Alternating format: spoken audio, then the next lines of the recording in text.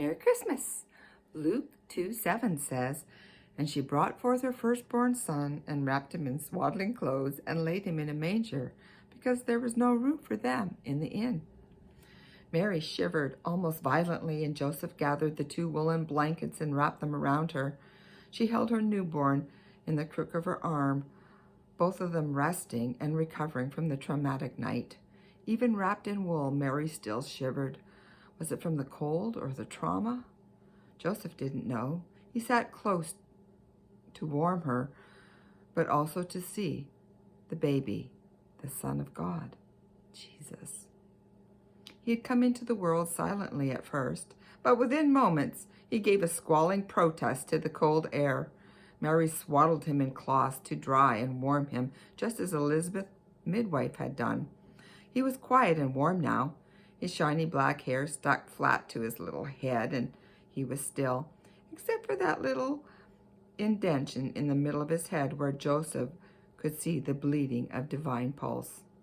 Mary was weak, and Joseph was mystified. Is this the way all babies arrive? Does life cost so much blood? Joseph, I need sleep. Mary leaned forward slowly and carefully laid the swaddled baby into the empty feeding trough. Joseph cringed and tucked the last clean rag under the tiny bundle. Mary collapsed into sleep, and Joseph lay close by, emotionally exhausted, but far from sleeping. Both Mary and Jesus lay motionless in the dark. He stared at one and then the other. "King Jesus," Joseph whispered, as if to try it on. "Not in Jerusalem, but Bethlehem. Not a palace, but a stable. Not a throne, but a feeding trough. Not an entourage, but a teenage couple.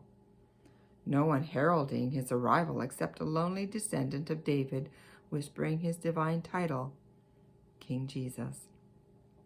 On this first Christmas, just moments after Jesus was born, it probably appeared to Joseph that the long-expected Messiah had arrived at an inappropriate place with no fanfare or announcement at all. God had hidden from Joseph many future events. He knew Jesus was God's son, born to save his people from their sins, and for Joseph at this moment, that was all God chose to show him, and that was enough. In a sense, you and I are living in the same place. Between the wonder of all God's done and all the trials and glory to come. We know about the manger, the cross, and the empty tomb. The rest he promised is still somewhat hidden. Though we cannot fathom and expect the future hardships or blessings, we know Jesus, and he knows us, and that's enough for now.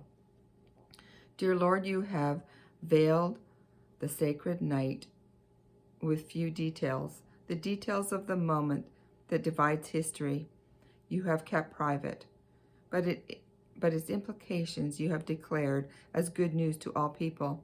The Israelites waited for more than 400 years for deliverance through the 2 water walls, and over 400 years for your promised deliverer, a baby.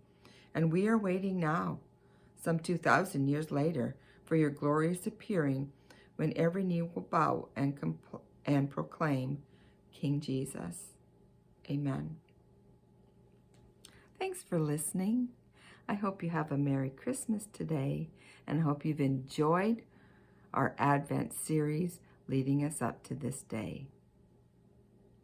Have a Merry Christmas.